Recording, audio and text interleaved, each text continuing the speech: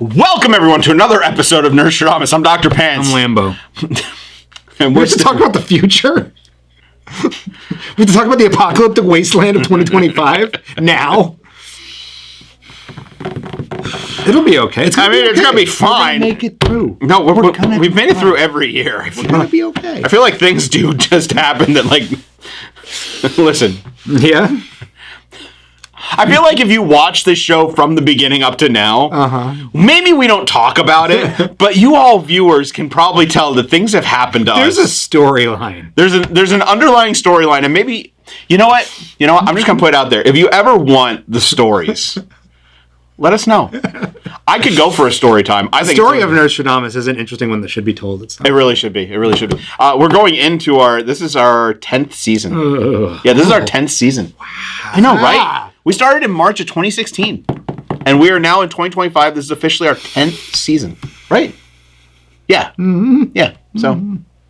So anyway, we're going to talk about our hopes and predictions for 2025. Now, we're not going to go and do our usual top 5 games of 2025 yet.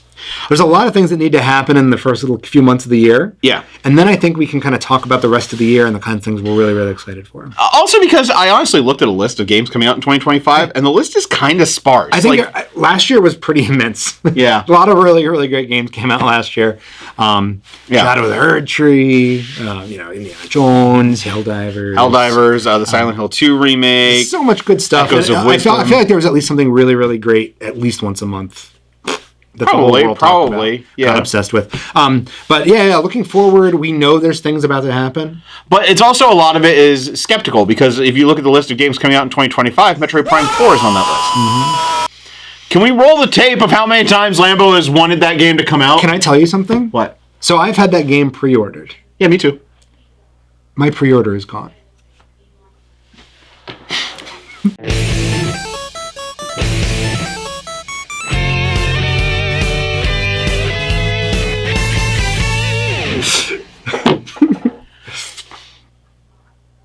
What? That was real. That all happened in real. Yeah. But yeah. So that game might come out this year. Although there's an indication of whatever. I'm going to be logical and say it might be because it got a different listing. Yeah, probably definitely. Or it's going to coincide with the Switch 2 announcement and be a Switch 2 game. Right. Yeah. But anyway, hopes and dreams. We can talk about the little stuff first. Mm-hmm. Capcom. Hey, Capcom. You're kind of back. Hold on. No, they're in there. No. I see them. Look at them. Listen. I see a little guy in there. No, you are not. You are not okay just yet. Okay, just listen. There. Just listen. Okay. Listen. We got Marvel vs. Capcom 2 back. We did. Good. You're making another sequel to Okami because no one remembers. There's Okami then. Yeah, no one remembers the DS one. Whether it's a sequel or not, it's another Okami game. But they're making a direct sequel to Okami. Great. And they have said that they want to bring back classic IPs that have not gotten a lot of attention. Good. But hold on. You said but.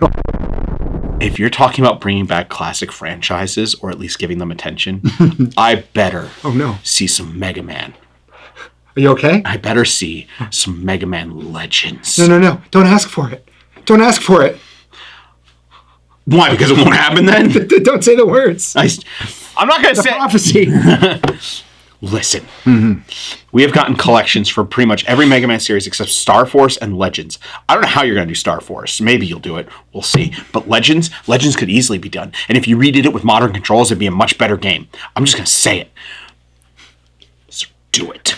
Because the last time it got remade, they gave it worse controls and slightly worse graphics. Or not slightly better graphics. Mega Man 64. That's not the last time it was remade. That was the last time it was remade. No, it wasn't. It was remade after that? The PSP. There's a version of each one on the PSP. It only got released in Japan. Oh. Which actually, if you download a ROM for Mega Man Legends, you can get it with the PSP controls, and it is better. Fair enough. But just do it. Mega Man got a secret level episode. We want Mega Man. It was all right. It's the only episode of the show I watched. I actually haven't watched any of it. And it was like 4 minutes. I want to watch the Armored Core episode. And, you didn't even get to see him boop. I mean, you got to see him a little boop, but it was more like a boop. Okay, that's fair. It's all right. I'll check it out at some point. It's fun.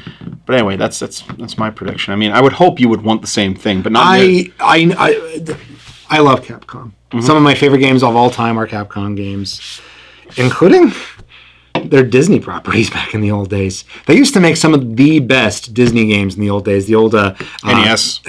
And Super Nintendo games, like the Mickey's Magical Quest and Mickey's Great Circus Mystery. Was that Capcom still? The Aladdin. DuckTales was Capcom. Mm-hmm. Tailspin, Darkwing Duck, Chip and Dale 1 and 2. Like those were all Capcom. Capcom, I got my eye on you. Mm-hmm. I got my eye on you. You're capable of such amazing things. You're not just Resident Evil and Street Fighter. I promise you. They're barely Street Fighter. I mean, I mean, they still put some Street Fighters. They do, but I feel like it's all Resident Evil, and you just keep remaking crap. Yeah. On that note of things I want to see come back, because we're in this era of things just keep coming back. Mm-hmm.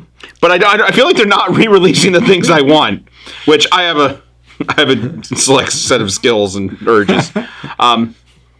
Can it please be time for a Xenogears re-release, remake, remaster? I don't care. I feel like with Xenoblade Chronicles X coming to the Switch, I feel like it actually could be a decent time to re-release that. Potentially the Xenosaga games. We'll see.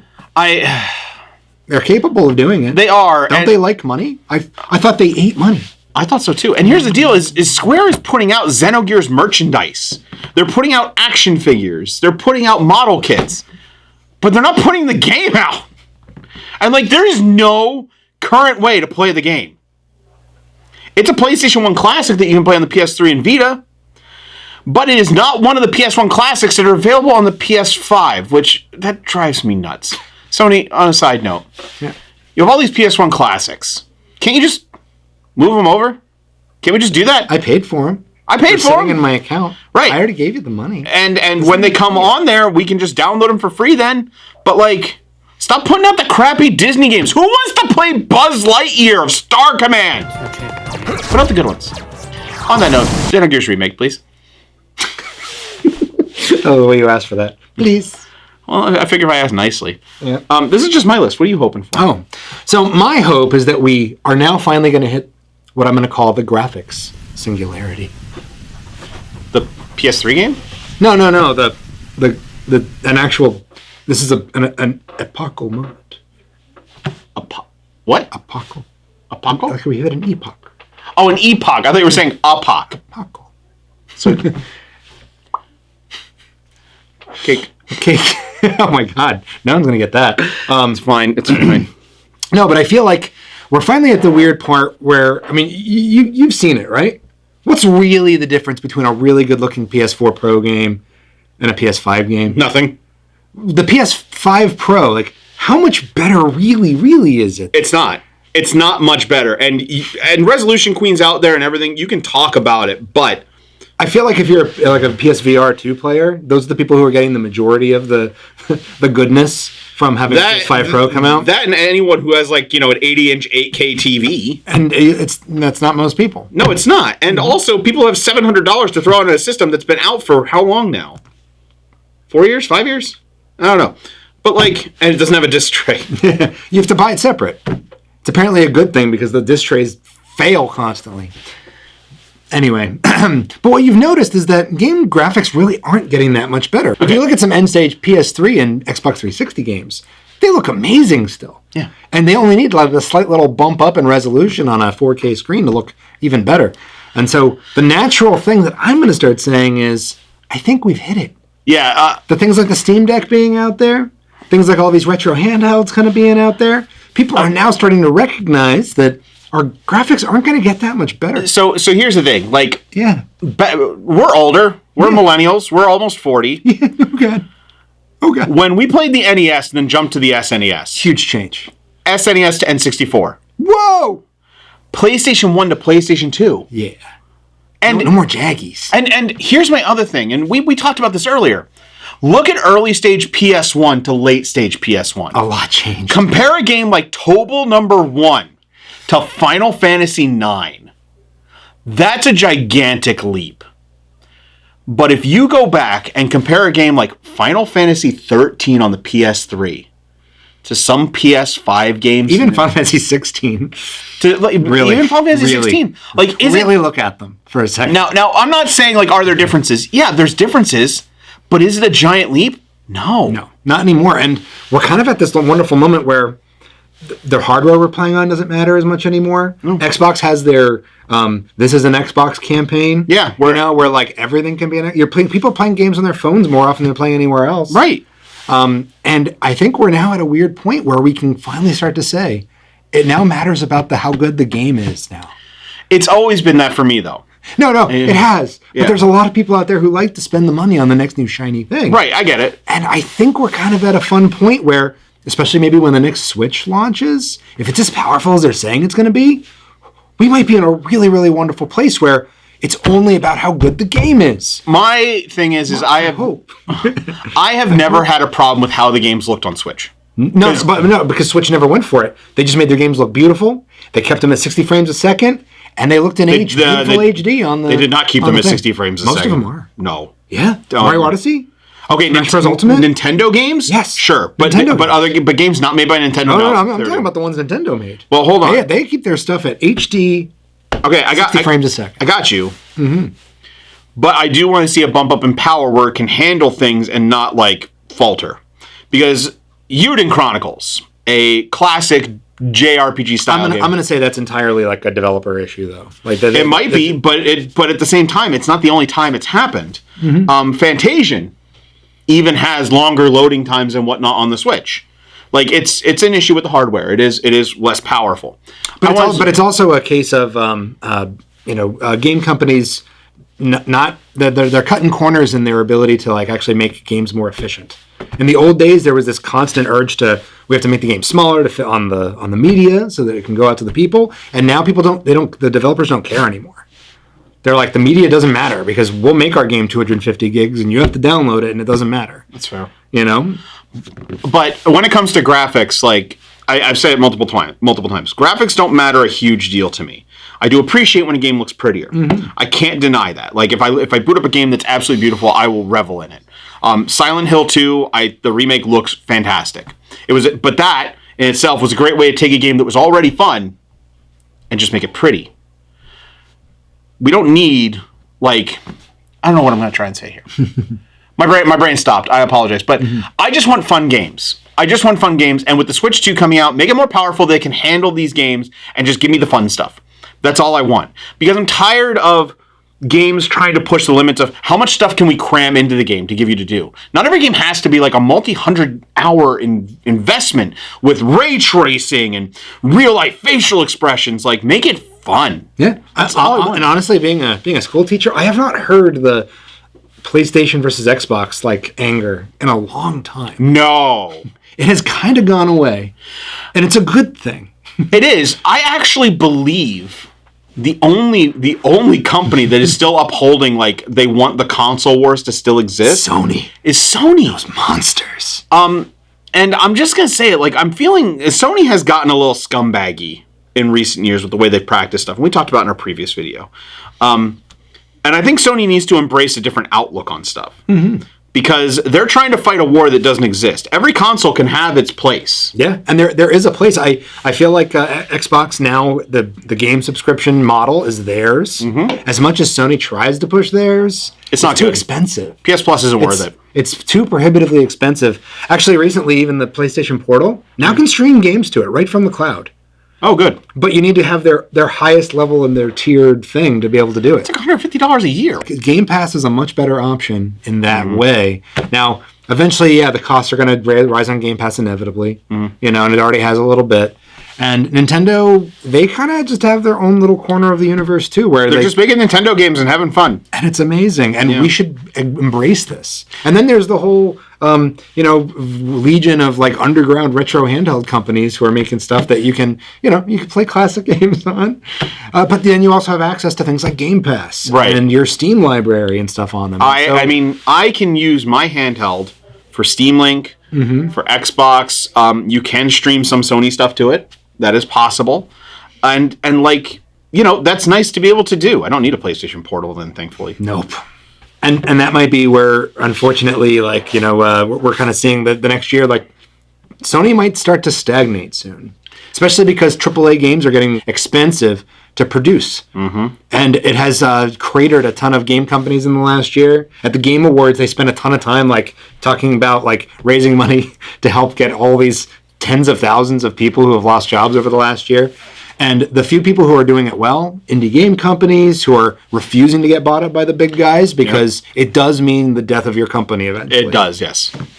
And as good as the money might seem to the owners of those small studios, making good games, I think at the end of the day should be the goal of all this. And to be honest, I'm an artist.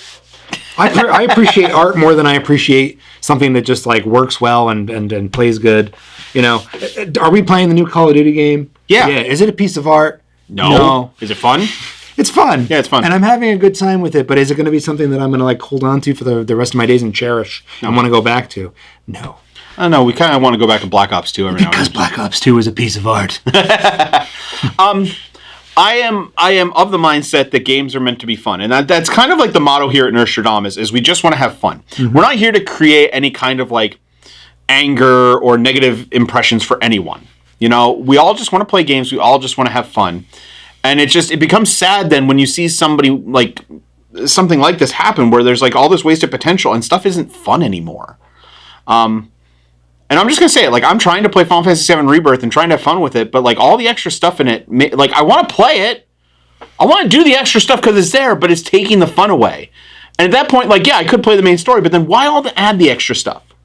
Why put it in there if it's not fun and you make it a chore? I'll argue that I think if you're going along in the gameplay loop and you're enjoying yourself, it is a lot of fun to go do some of the stuff. Right. But there is that little bit of the mobile gaminess of things in there. It's hey, do you want that extra thing? There's a thing you can get if you can find it here. If you collect all the ditties, you can find a thing. But there's a guy out there.